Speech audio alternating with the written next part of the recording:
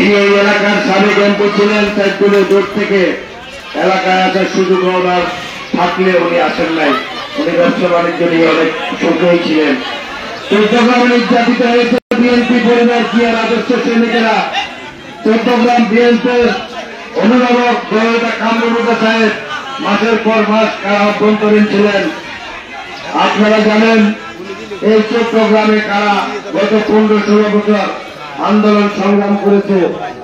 আমাদের চট্টগ্রামের প্রাণের মানুষের দাবি যে চট্টগ্রামবাসী এবার ধানের শীষে ভোট দিতে চায়।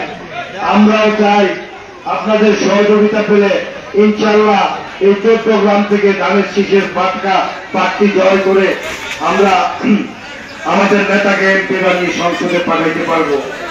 আমি ইফতারের সময় হয়ে গেছে, বেশি কিছু বলবো না।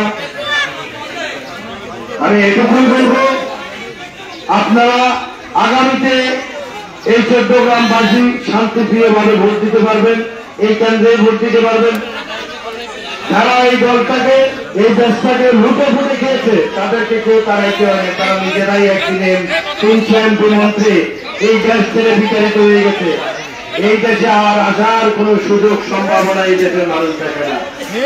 সম্মানীয় উপস্থিতি, আপনারা অনেকেই জানেন যে চট্টগ্রামের বর্তমান পরিস্থিতি। চট্টগ্রামের জিয়ার আদর্শের হাজার হাজার লক্ষ লক্ষ সৈনিক আছে, শান্তিপ্রিয় দল, শান্তিপ্রিয় নেতা কর্মীও আছেন। ইনশাল্লাহ আপনাদের সবার সহযোগিতা থাকলে আমরা তাদেরকে সাথে নিয়ে আগামী নির্বাচনে আমাদের নেতাকে এমপি বানিয়ে আমরা সংসদে পাঠাবো এই আশা প্রত্যাশা ব্যক্ত রেখে আমার আলোচনা শেষ করলাম। আসসালামু আলাইকুম।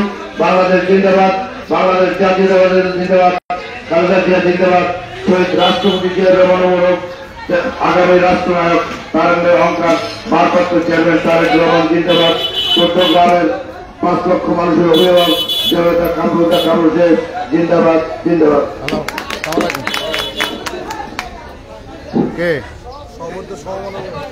এই পর্যায়ে সভাপতি এবং সভাপতির বক্তব্য পেশ করবেন 4 নং ওয়ার্ড বিএনপির সভাপতি বাবুল মুন্সি। সমাপ্তি করলাম আজকে সভা।